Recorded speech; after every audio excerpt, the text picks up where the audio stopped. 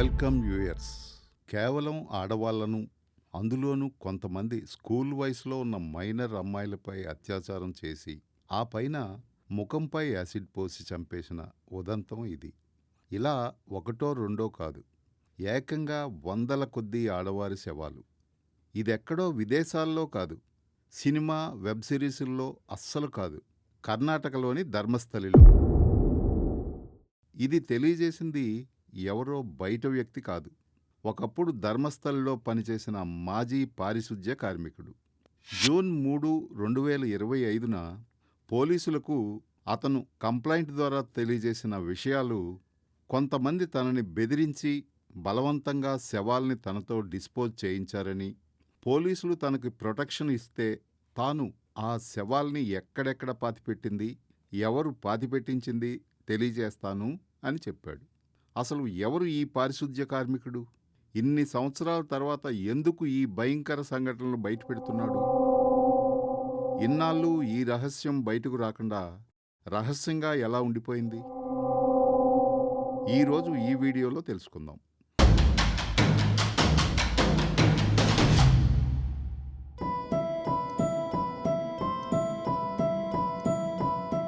ఇలాంటి మరిన్ని interesting videos కోసం మన స్పాట్ ఛానల్ని వెంటనే సబ్స్క్రైబ్ చేసుకోండి. ధర్మస్థల కర్ణాటక రాష్ట్రంలో ఒక చిన్న టౌన్. ఇది ఒక ప్రముఖ పుణ్యక్షేత్రం. ఇక్కడ క్షేత్ర ధర్మస్థల మంజునాథ స్వామి చాలా మహిమగల స్వామిగా ప్రసిద్ధి. ఈ స్వామిని దర్శించుకోవడానికి రాజకీయ నాయకులు, క్రికెటర్స్, సెలబ్రిటీలు కూడా వెళ్తుంటారు. సాధారణంగా హిందూ దేవాలయాల్లో పూజారులు, గుడిని నిర్వహించే అడ్మినిస్ట్రేటర్స్ కూడా హిందువులే ఉంటారు. కానీ ఈ టెంపుల్లో పూజారులుగా హిందువులే ఉన్నా నిర్వహించేది మాత్రం జైన్ మతానికి చెందిన కుటుంబీకులు. ప్రజెంటు జైన్ హెగ్డే కుటుంబ నిర్వహణలో ఉన్న ఈ గుడి లక్షల్లో భక్తులను ఆకర్షించి స్పిరిచువల్ హబ్గా పేరుగాంచింది. అయితే ఈ స్పిరిచువల్ హబ్ ఒక శవాల గని అని ఆరోపిస్తూ పోలీసులకు కంప్లైంట్ ఇచ్చి సంచలనంగా వెలుగులోకొచ్చాడు ఒక వ్యక్తి. ఆ వ్యక్తే ధర్మస్థలలో పనిచేసిన పారిశుధ్య కార్మికుడు. జూన్ 4, 2025న దళిత కుటుంబానికి చెందిన ఈ పారిశుధ్య కార్మికుడు పోలీసులకు రిటర్న్గా ఒక కంప్లైంట్ ఇచ్చాడు.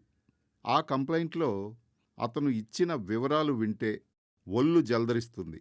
ఆ కార్మికుడిచ్చిన కంప్లైంట్ ప్రకారం 1995 నుండి 2014 వరకు తాను ధర్మస్థల మంజునాథ స్వామి గుడిలో పారిశుధ్య కార్మికుడిగా పనిచేసేవాడిని. 1998 నుండి గుడి నిర్వాహకులలో కొందరు వ్యక్తులు కొన్ని డెడ్ బాడీస్ని నాతో డిస్పోజ్ చేయించేవారు. మొదట్లో ఆ బాడీస్ యాక్సిడెంట్లోనో, నేత్రావతి నదిలో ఆత్మహత్య చేసుకోనో చనిపోయి వచ్చిన శవాలుగా అనుకున్నాను. కానీ రాను రాను శవాల సంఖ్య పెరగడం, పైగా శవాలన్నీ ఆడవాళ్ళవి కావడం, ఒంటి మీద బట్టలు లేకుండా ముఖంపై యాసిడ్ పోసినట్లుగా ఉండడం, కొన్ని బాడీసు స్కూల్ యూనిఫామ్లో ఉండే చిన్న వయసు అమ్మాయిలవి కావడంతో అనుమానం వచ్చి తర్వాత వచ్చిన శవాలను పోలీస్ కంప్లైంట్ లేకుండా తాను డిస్పోజ్ చేయనని తేల్చి చెప్పేశాడు. దానితో ఆ నిర్వాహకులు, నువ్వు ఈ బాడీస్ని డిస్పోజ్ చేయకపోతే నీ బాడీని మేం డిస్పోజ్ చేయాల్సి ఉంటుంది అని బెదిరించడంతో వాళ్ళు చెప్పినట్లుగా చాలా ఏళ్ళు ఆ శవాల్ని తప్పక తాను పూడ్చిపెట్టినట్లుగా చెప్పాడు.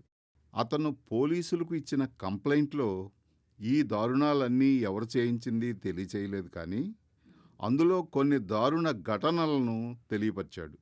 12 నుండి 15 సంవత్సరాల మధ్య వయసు గల ఒక స్కూల్ అమ్మాయిని సెక్సువల్గా హింసించి అత్యాచారం చేసి, చివరికి ఒంటిపై లోదుస్తులు కూడా లేకుండా చేసి తీసుకువచ్చిన ఆ అమ్మాయి బాడీని కలేరి గ్రామానికి దగ్గరలో ఉన్న పెట్రోల్ బంక్ పక్కన పూడ్చిపెట్టినట్లు తెలియజేశాడు. ఇంకొక సంఘటనలో 20 సంవత్సరాల అమ్మాయిని యాసిడ్తో ముఖం కాల్చేసి ఆ బాడీని న్యూస్ పేపర్లో చుట్టి తీసుకువచ్చి డీజిల్తో ఆ శవాన్ని మొత్తం తగలబెట్టేయమని తనపై ఫోర్సు చేశారని చెప్పాడు. 2014 డిసెంబర్లో సడన్గా ఒకరోజు కంప్లైంట్ ఇచ్చిన ఆ పారిశుధ్య కార్మికుడు ధర్మస్థల నుండి పారిపోయాడు. దానికి కారణం ఏ వ్యక్తులైతే ఇన్నాళ్ళు తనతో శవాలను డిస్పోజ్ చేయించారో ఆ వ్యక్తులు తన కుటుంబంలోని ఒక మైనర్ అమ్మాయిపై అత్యాచారం చేయడంతో ఏం చేయాలో దిక్కుతోచక పారిపోయి పక్క రాష్ట్రాల్లో దాక్కున్నట్లు, మళ్ళీ ఇన్నాళ్లకి తిరిగొచ్చి న్యాయం కోసం పోరాడుతున్నట్లు కంప్లైంట్లో తెలియజేశాడు. అయితే తాను చెప్పిన దాని ప్రకారం ఇన్నేళ్ల తర్వాత ఇప్పుడు కంప్లైంట్ ఇవ్వడానికి కారణం తనలో విపరీతంగా పెరిగిపోయిన గిల్టీనెస్ అని తెలియజేశాడు. తాను ఖననం చేసిన బాడీలన్నీ బయటకు తీసి సరైన రీతిలో వారికి కర్మకాండలు జరిపిస్తే కనీసం చనిపోయిన వారి ఆత్మలైనా శాంతిస్తాయని, దానితో కొంతవరకు తన గిల్టీనెస్ పోతుందని తెలియజేశాడు. పోలీసులకు కంప్లైంట్ ఇచ్చిన పారిశుధ్య కార్మికుడు సాదాసీదాగా పోలీసుల వద్దకు వెళ్తే వాళ్ళు పట్టించుకోరని భావించి కూడా తన ఆధార్ కార్డ్, తను ఇంతకుముందు జాబ్ చేసిన ఎంప్లాయీ ఐడితో పాటు తాను చాలా సంవత్సరాల క్రితం పూడ్చిపెట్టిన ఒక బాడీని బయటికి తీసి స్కెల్టన్గా మారిన దాన్ని ఫొటోస్ తీయడమే కాకుండా తను కూడా తెచ్చిన బ్యాగ్లో దాన్ని వేసుకుని పోలీస్ స్టేషన్కు పూర్తి ఆధారాలతో వచ్చాడు. తాను కొన్ని బాడీస్ని కాల్చేసినా చాలా బాడీస్ని ధర్మస్థలిలోని నేత్రా నది ఒడ్డున పూడ్చిపెట్టినట్లుగా చెప్పాడు. పోలీసులకు తను శవాలను పూడ్చిన ప్లేసెస్కి తీసుకెళ్లి చూపించడంతో పాటు ఈ దారుణాలన్నీ చేసింది ఎవరు అనేది రివీల్ చేస్తాను, కానీ తనకు పోలీసులు విట్నెస్ ప్రొటెక్షన్ 2018 ప్రకారం రక్షణ కల్పిస్తే తాను ఈ కేసు పరిశోధనలో పూర్తిగా సహకరిస్తాను అని తెలియజేశాడు.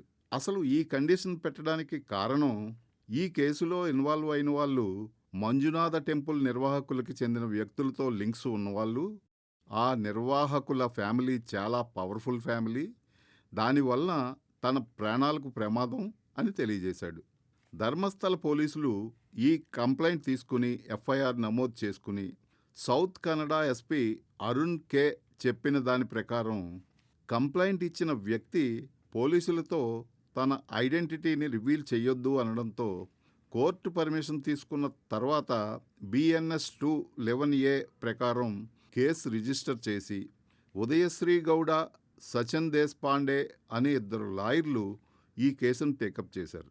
వీరిద్దరూ పారిశుధ్య కార్మికుని తరపున వాదిస్తున్నారు. ఆ కార్మికుడు లాయర్ల సలహాతో ఈ కేసు విషయంలో తనని ఎవరైనా చంపేస్తే ఇది ఇక్కడితో ఆగిపోకూడదని సుప్రీంకోర్టు లాయర్ KV ధనంజయ్ గారికి కూడా ఒక కంప్లైంట్ కాపీని పంపించాడు.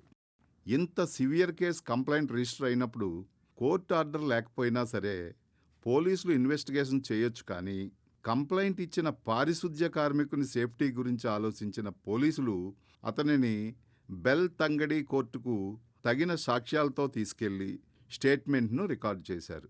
కోర్టు అతనికి విట్నెస్ ప్రొటెక్షన్ సెక్షన్ 2018 క్రింద ప్రొటెక్షన్ను ఏర్పాటు చేసింది. అలాగే ఈ కేసుని ఇన్వెస్టిగేట్ చేయడానికి స్పెషల్ ఇన్వెస్టిగేషన్ టీమును ఏర్పాటు చేయాలనే డిమాండ్స్ పెరుగుతున్నాయి. పారిశుధ్య కార్మికుడి ద్వారా ఈ కేసు వెలుగులోనికి రావడంతో 60 సంవత్సరాల సుజాత అనే స్టెనోగ్రాఫర్ జూలై 15న ఒక కంప్లైంట్ను ఫైల్ చేసింది.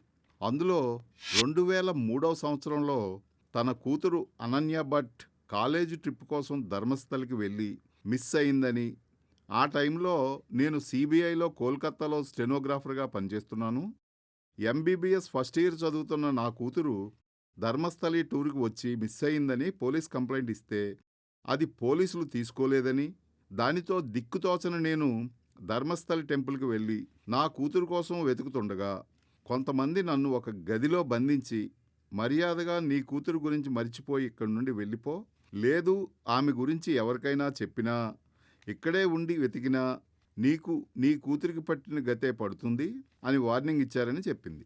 సుజాత ఈ కేసుని ముందుకు తీసుకెళ్లాలని ఎంత ప్రయత్నించినా ఎవ్వరూ పట్టించుకోలేదు. మళ్ళీ ఇన్నాళ్ళకి ధర్మస్థలి సంఘటనలు న్యూస్లో రావడంతో ఆమె మళ్ళీ ఫ్రెష్గా ఈ కేసును ఫైల్ చేశారు. అలాగే 2012లో ధర్మస్థలకు సమీప గ్రామమైన ఉజిరేలో 17 ఏళ్ల సౌజన్యపై అత్యాచారం చేసి హత్య చేశారు. ఈ అత్యాచారం చేసిన నిందితుడు సంతోష్రావు అప్పట్లో సక్రమంగా దర్యాప్తు జరగకపోవడంతో 2023 జూలైలో నిర్దోషిగా విడుదలయ్యాడు. సౌజన్య కుటుంబం, కొంతమంది సామాజిక కార్యకర్తలు సంతోష్రావు నిర్దోషిగా విడుదలవడంపై పోలీసుల నిర్లక్ష్యం, పలుకుబడి ఉన్న వ్యక్తుల జోక్యం వలనే అతనిని విడుదల చేశారు అని ఆరోపించారు. ప్రస్తుతం జరుగుతున్న పరిణామాలతో ఈ సౌజన్య కేసును రీఓపెన్ చేసి తిరిగి దర్యాప్తు చేయాలనే డిమాండ్ తెరపైకొచ్చింది. సోషల్ మీడియా ద్వారా ఈ సంఘటనపై విపరీతంగా వార్తలు రావడంతో కర్ణాటక ప్రభుత్వం జూలై 19, 2025న డీజీపీ ఆధ్వర్యంలో స్పెషల్ ఇన్వెస్టిగేషన్ టీంని నియమించింది. ఈ కేసుకు సంబంధించి అన్ని క్రిమినల్ ప్రొసీడింగ్స్ను స్పెషల్ ఇన్వెస్టిగేషన్ టీంకు బదిలీ చేస్తున్నట్లు ప్రభుత్వం తెలిపింది. పవిత్రమైన స్థలంలో ఇంతటి దారుణాలు చేసిన వ్యక్తులను రాజకీయాలకు అతీతంగా శిక్షించి చనిపోయిన వారి ఆత్మలకు శాంతి చేకూర్చాలని కోరుకుందాం. మరొక ఇంట్రెస్టింగ్ స్టోరీతో నెక్స్ట్ ఎపిసోడ్లో కలుసుకుందాం. Until then, by.